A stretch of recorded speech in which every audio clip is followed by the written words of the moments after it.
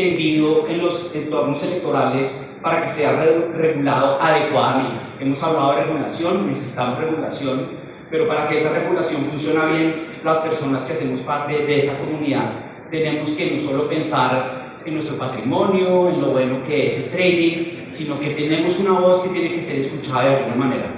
Y quiero hacer una aclaración, no que seamos de izquierda o derecha, ni que yo les venga a decir este es el candidato que tienen que escoger, sino como personas que hacen parte de esta comunidad en una época temprana, sientan que la realización de esta tecnología, más allá de la tecnología, tiene que ver con una conciencia política. ¿Qué vemos aquí? Vemos que entre 2010, en ese día que empezó cripto, vemos el Pizza Day, durante casi 10 años no estaba pasando nada de cripto desde la óptica de la opinión pública. Ni los políticos ni la gente sabían qué era cripto.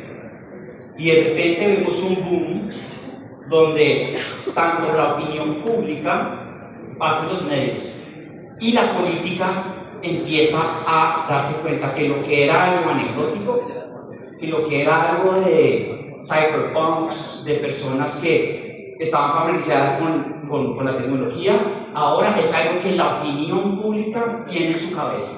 Entonces, ¿cómo vamos a convertir que algo que ahora hace parte de la conciencia colectiva se convierta en algo sobre que los políticos van a hablar y cómo queremos que hablen?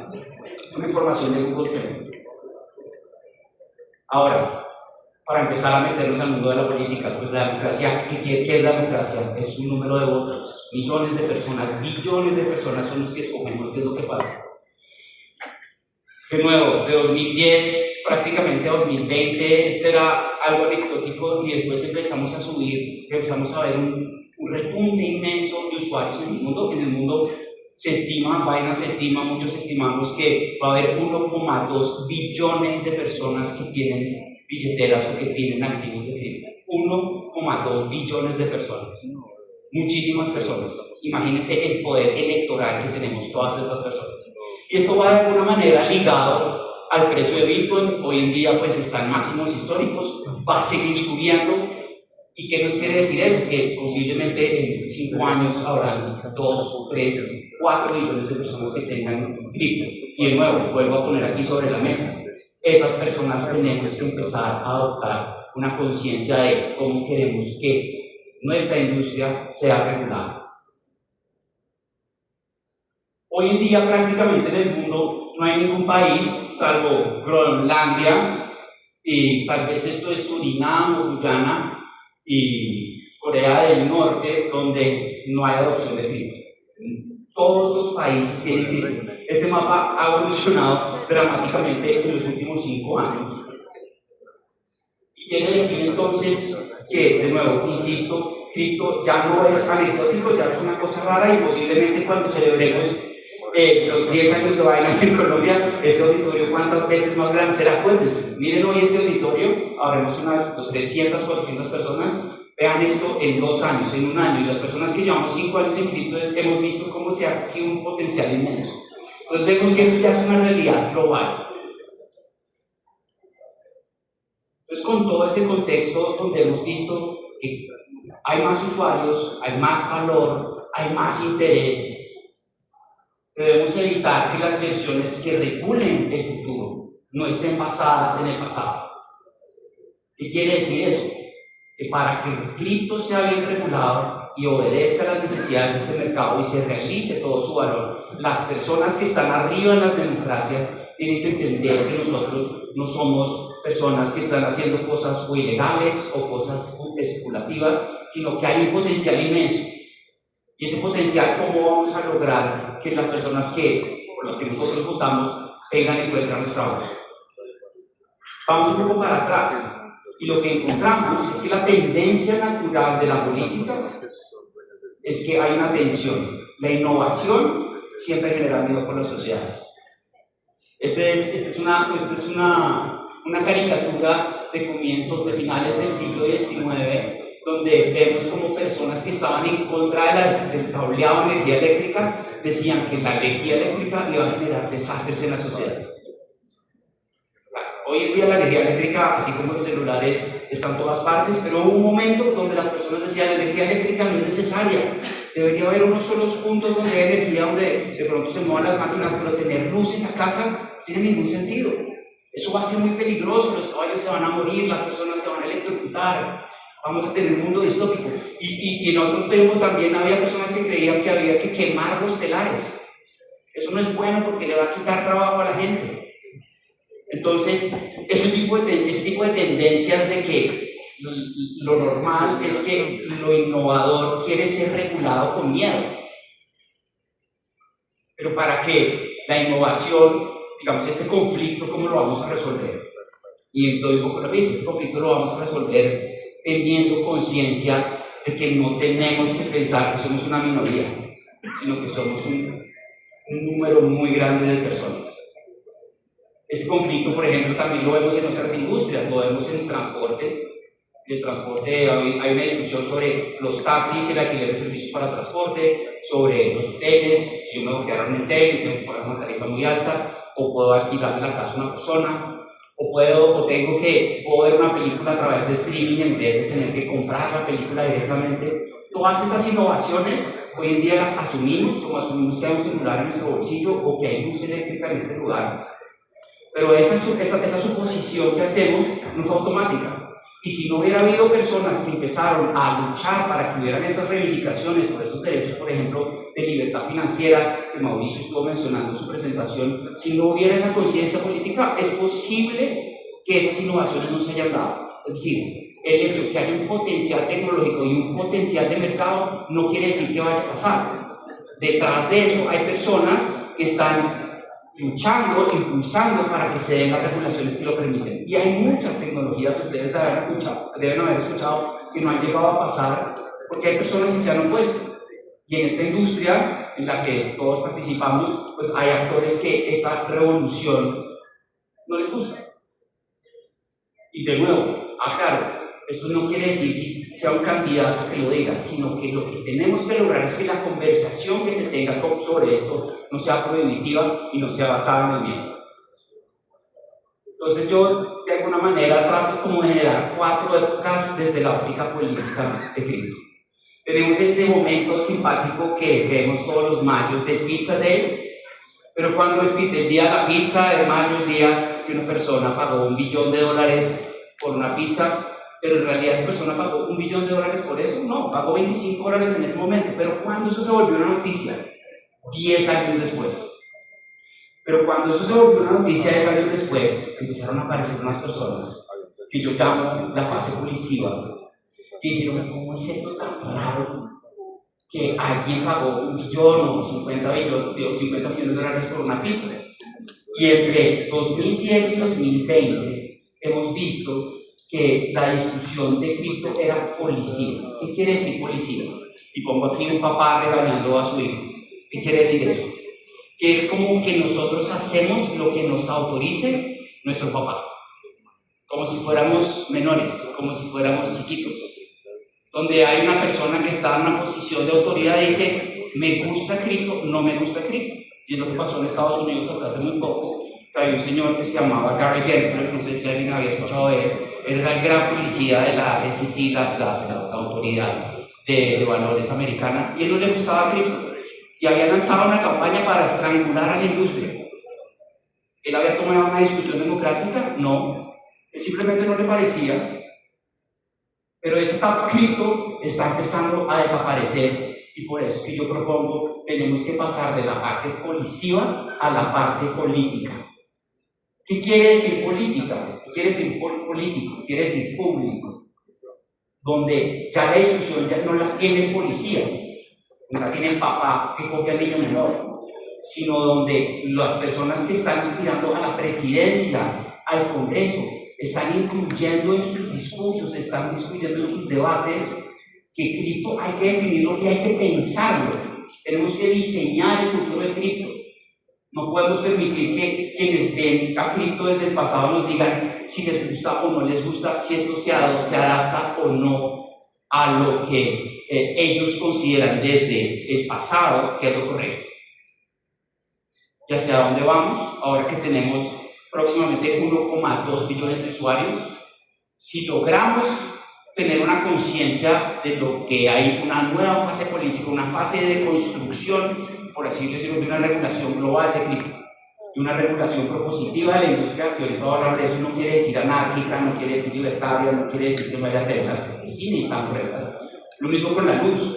Yo no voy a cablear, voy a poner un cable de aquí para allá, ni que hubiera derechos en internet con el streaming, con todo esto. Hay una regulación que hay que crear, pero esa regulación tiene que estar pensada de una manera que esté abierta a entender el potencial de la industria.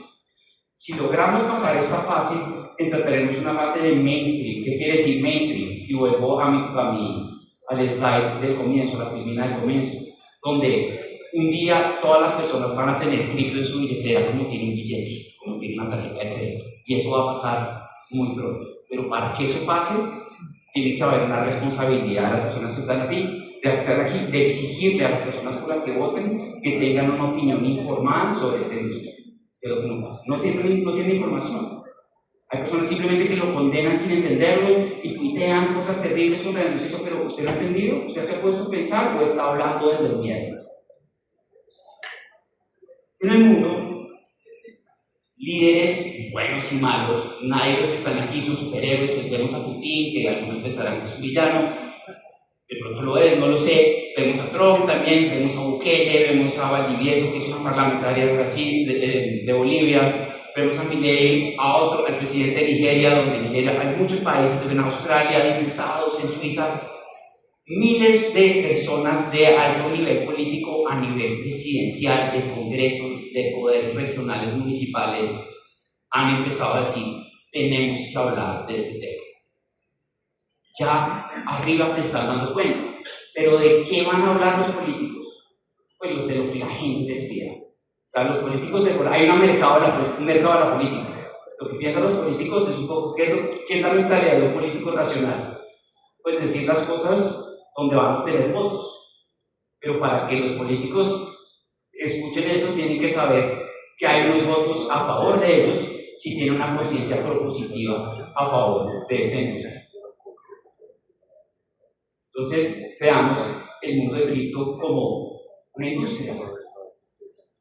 En las elecciones en Estados Unidos hace poco, vemos que la industria cripto ya está en las grandes ligas de las industrias. Vimos que en el año 2024, en Estados Unidos, pues los datos varían, hubo donaciones de la industria cripto que eran equivalentes a la tercera parte de las donaciones de industrias a las campañas. Yo no estoy diciendo que esto esté bien o mal, pero sí quiere decir que la determinación de lo que viene por el futuro, desde la óptica de la industria, no estoy hablando de los votantes, ahora voy a hablar de los votantes, está muy enfocada en que podamos tener discusiones de alto nivel, a nivel tanto presidencial como congreso. Y las donaciones no eran solo para candidatos pro cripto, sino que era para que los candidatos pudieran tener dentro de su discusión este tema. No solo está el tema de política de cripto a nivel de los Estados Unidos, también lo vemos en Canadá, donde los candidatos están recibiendo donaciones en cripto. En Colombia, desde el año 2018, representantes a la Cámara como Mauricio Tobar recibieron donaciones en cripto. En Suiza, en el lugar de Zug, que es una ciudad, políticos y autoridades promuevan activamente el uso de monedas cripto para las campañas, para servicios públicos. En Japón está pasando lo mismo, y en Argentina y Brasil también candidatos están recibiendo para sus campañas donaciones en cripto. Menciono esto como evidencia de que empieza a haber, por así decirlo, una permeabilización de esta realidad a el mundo de las personas que están tomando las decisiones que se forjan el futuro de la industria a nivel regulatorio. Que como hemos visto en varias regulaciones, en varias de estas presentaciones, sin una regulación adecuada, esto no va a avanzar. O sea, el potencial de esto en Colombia y en todo el mundo depende de que haya buena regulación y ojalá una regulación homogénea en todo el mundo. Lo he mencionado y lo vuelvo a mencionar, esta discusión no es de izquierda ni de derecha. Aquí no estamos hablando que debería haber un partido cripto, sino de nuevo, cada persona se tiene que formar una opinión respecto a qué candidato representa su idea para que lo que él cree que es sus derechos o su libertad financiera o lo que él cree que o ella cree que vale la pena represente lo que ellos creen que va a pasar respecto a cripto. ¿Qué vemos entonces? Que en todos estos, desde Biden hasta Kamala Harris, hasta el presidente de la India, Bukele, China, Ecuador, Estados Unidos, Bolivia, los candidatos en sus discursos, en sus alocaciones presidenciales, en sus Twitter, están hablando a favor o en contra. Hay una cosa desde el punto de vista de marketing y desde el punto de vista de estrategia, a uno lo que le importa es que hablen de uno, no que hablen bien o mal. Lo más importante es que la gente ya sepa qué es, no que cuando uno menciona la palabra cripto digan, ¿eso qué es? Y la responsabilidad de eso es, está muy bien que suene, y cuando suene y haya una oportunidad de explicar, pues expliquemos. Eso es lavado de activos, no, eso no es lavado de activos. Eso es una manera de tener un activo financiero, es una manera de resguardarse de la inflación, es una manera de transmitir dinero de manera tradicional. Pero ese trabajo, ¿quién lo va a hacer? Binance solamente no, Binance no puede hacerlo, Binance no puede salir a la calle y repartir completos. Tenemos que ser nosotros los que tengamos, por así decirlo, esa conciencia política, esa conciencia de lo común. Vamos ahora, ya hemos hablado de la mentalidad del político. El político va a querer buscar votos y quiere, digamos, va a hablar de los temas de lo que a la gente le importa. La industria quiere que los políticos regulen bien el tema y está destinándole plata a eso. Ahora miremos desde la óptica del votante. ¿Qué vemos desde el punto de vista, digamos, ya observado a qué le importa el votante y cómo ha cambiado a lo largo del tiempo? Naturalmente a las personas les importa mucho la economía del empleo, les importa la seguridad, les importa la salud, les importa la educación, pero en los últimos 5 años hemos visto que las personas cada vez más, al momento de definir por quién votan, les importa qué opina este candidato en torno a la tecnología. Y dentro de eso, ¿qué importa ese candidato de la tecnología? Cada vez más, cripto es un factor determinante de voto. Encontramos entonces, según algunos estudios, que por ejemplo en Argentina, para las elecciones recientes, el 30% de los votantes al momento de tomar una decisión, dentro de los diferentes factores que contemplaron por quién votar, se preguntaban qué opina este candidato en torno a cripto, ¿está a favor o está en contra? Yo no voy a responder esta pregunta, pero ¿qué creen ustedes que una persona va a votar en contra de un candidato o a favor de un candidato según diga que está a favor de cripto o esté en contra de cripto? Posiblemente las personas que digan que están en contra de cripto no van a obtener muchos votos, porque pues las personas que no saben nada de cripto no van a decir, si está en contra de cripto voy a votar por él. En cambio, las personas que digan yo estoy a favor de cripto posiblemente van a jalonar el número de votos. Y así empezamos a ver, por ejemplo, en los Estados Unidos, que en un momento de la discusión encontramos a un Trump que decía que era pro cripto y teníamos un Biden que no. Y cuando entró Kamala Harris a la discusión, en algún momento los dos estaban a favor de la industria.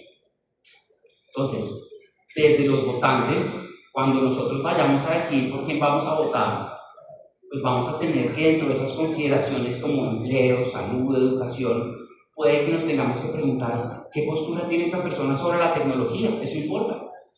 ¿Qué postura tiene esta persona en torno de cripto?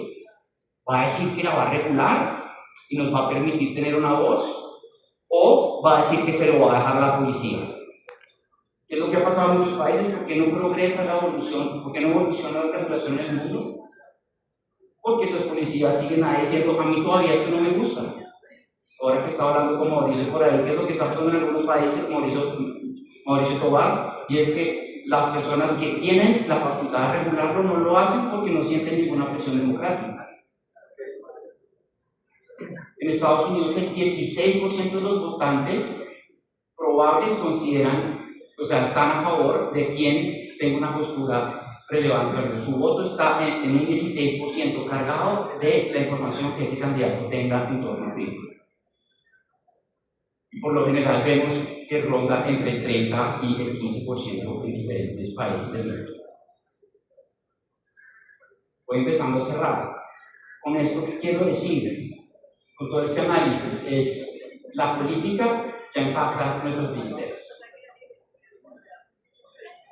Pero la pregunta es si queremos ser espectadores de eso o queremos de alguna manera poder participar y prestando atención a la política y tomando una posición respecto de estas discusiones, vamos a hacer que nuestra wallet no sea afectada de una manera pasiva, sino jugando un rol activo. Vemos entonces que una regulación define si cripto va a florecer, si vamos a llegar a ese futuro al que queremos que llegue, si vamos a lograr que llegue a ser mainstream o que se estanque y nos quedemos en la mitad de este ejercicio que hicimos al comienzo de viajar al pasado y nos quedamos como en un limbo y nunca llegamos al máximo potencial. Entonces, para que haya buena regulación, tiene que haber personas que exijan que esa regulación se dé. Porque si hay reglas malas, pues no va a haber florecimiento de la industria. Vemos esta correlación, como decíamos, lo veíamos al comienzo. Ciertos avances políticos hacen que los mercados se comporten y empiezan a tener tendencias para arriba y se valorizan las billeteras de todas las personas. Así que la pregunta no debería ser si cripto sí o no. Eso es, hace 3 o 4 años, digamos, o todavía en muy pocos países, en China todavía está prohibido. Pero ya la pregunta no es si cripto sí o no, la pregunta es cómo lo hacemos bien. Pero ¿cómo lo hacemos bien? Pues haciendo que haya un debate de alto nivel sobre esto. No que la policía quiero decir, esos papás prohibitivos digan, a mí no me gusta, no lo vamos a hacer. Aquí no puede haber rampas porque nosotros pensamos que aquí hay lavado de activos, que no es verdad, y no lo entendemos, pero entonces digamos que no, quedémonos en este mundo, quedémonos sin cableado eléctrico. Cripto está acá para quedarse. Ya no es una tecnología emergente, sino que hace parte estructural del sistema económico global y social. Vimos lo que explicó también Mauricio sobre los usos que puede haber, desde financiamiento para lo que uno quiera. Podemos hablar en los casos de Circle, donde hay casos de utilización de financiamiento de cripto para temas de agricultura, para educación, casos de uso infinitos. Entonces, cripto puede revolucionar el mundo, pero esa revolución no va a ser automática, sino una participación, una responsabilidad política. Los candidatos, gobiernos y reguladores necesitan entender. Entonces ya no se trata de vetar ni de celebrar como un cripto arriba, sino encontrar un equilibrio adecuado para hacer que la industria avance. ¿Qué nos interesa entonces? Encontrar ese sweet spot, que es un sweet spot, ese punto perfecto entre la innovación, que es vital, y la protección de los usuarios, la seguridad financiera, la seguridad de los respaldos, las reservas que hayan eso, pero esas discusiones no pueden partir de la desconfianza, sino de esta inmensa oportunidad de la que hemos visto hoy todos los potenciales usos que hay. Entonces, para lograrlo necesitamos una voz propositiva, una voz informada y sobre todo una voz colectiva, porque si no participamos, 1 billón de personas que vemos en el mundo, 5,5 billones de colombianos tienen cripto, 5,5 billones, esos son los votos que ponen un presidente en Colombia, 5,5 millones de personas solo en Colombia, 1 billón de personas en el mundo. Pero si no participamos, así seamos muchos, los policías van a ser los que van a decir. Entonces parece una buena idea invertir, no solo en entender la billetera, cómo funciona, sino cómo adquiero una conciencia de cómo las personas por las que voto están diciendo algo inteligente e informado, y si no lo están haciendo, tenemos la responsabilidad de educarlos y transmitirles esto. El mensaje que les dejo entonces es que no podemos permitir que nos castiguen por estar en el futuro. Los dejo con esa reflexión.